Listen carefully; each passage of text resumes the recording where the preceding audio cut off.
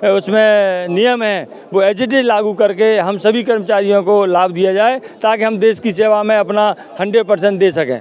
अभी हम पूर्ण रूप से मानसिक तौर पर परेशान हैं, क्योंकि हमारे भविष्य की चिंता हमें सताती रहती है। इसलिए आप सबसे अनुरोध करते हैं कि जल्द से जल्द पुरानी पेंशन लागू करें और हम सभी कर्मचारियों को एक अच्छा भविष्य के अनुसार बुढ़ापे में जो हमको एनपीएस दिया जाएगा वो कम से कम 700-800 रुपये बनेगा, जो कि आज की डेट में एक वृद्धा पेंशन भी उससे ज़्यादा होती है। और इस तरह से हमारा परिवार का गुजारा बसारा असंभव है।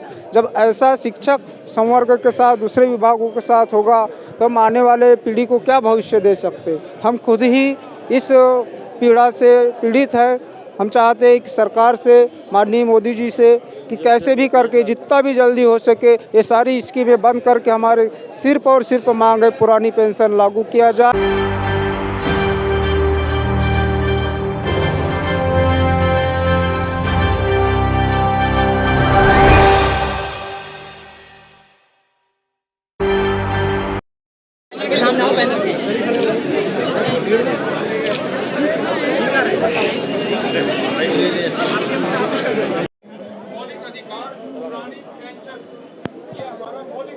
रोको इसके खिलाफ बोलना या इसको अनुच्छेद 13 के अनुसार संविधान का उल्लंघन है।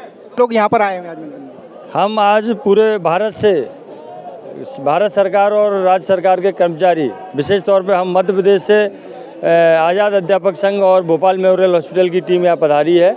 और हमारी मुख्य मांग है माननीय प्रधानमंत्री नरेंद्र मोदी जी से कि सभी कर्मचारी, चाहे वो राज्य के हों या केंद्र के हों, इनको ओल्ड पेंशन स्कीम का लाभ जल्द से जल्द दिया जाए।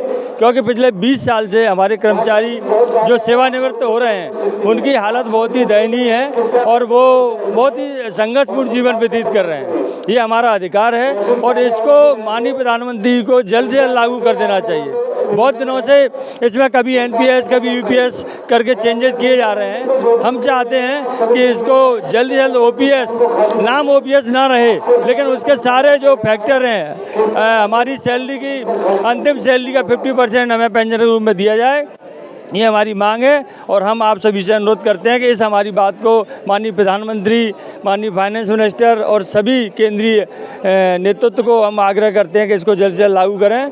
आप इतने लंबे से संघर्ष कर रहे हैं, लेकिन आपकी मांग क्यों नहीं आ रही, क्या दिक्कत है?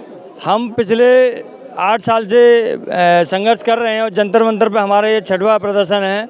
हम माननीय प्रधानमंत्री से मांग कर रहे हैं और उनके द्वारा इसमें हर बार कोई ना कोई संशोधन करके इसको बेहतर बनाने की कोशिश की जा रही है।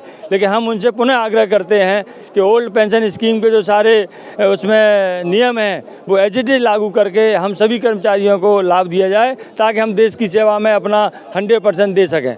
अभी हम पूर्ण रूप से मानसिक तौर पर परेशान हैं, क्योंकि हमारे भविष्य की चिंता हमें सताती रहती है। इसलिए आप सबसे अनुरोध करते हैं कि जल्द से जल्द पुरानी पेंशन लागू करें और हम सभी कर्मचारियों को एक अच्छा भविष्य देने की कृपा करें।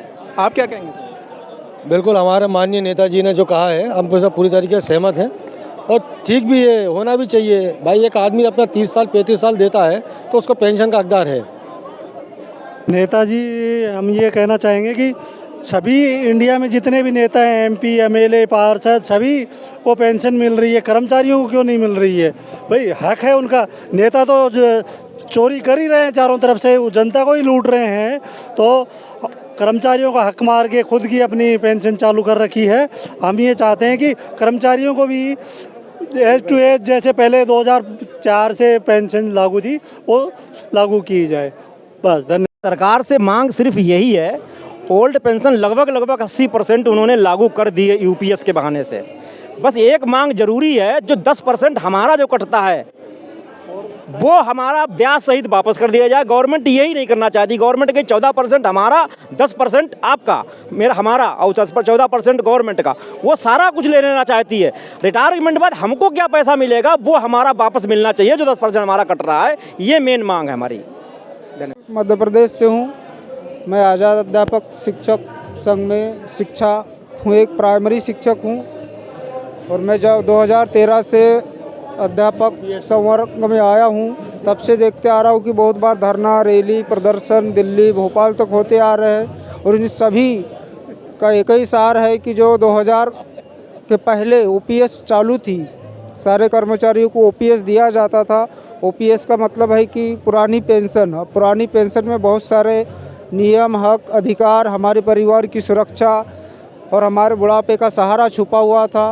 अब 2000 के बाद ये सारी स्कीमें बंद कर दिया गया है और हमें नए नए फंडों के बहाने, कभी एनपीएस, कभी यूपीएस के बहाने जोड़ के रखा है, जिससे अध्यापक संवर्ग के साथ सारा अमला जो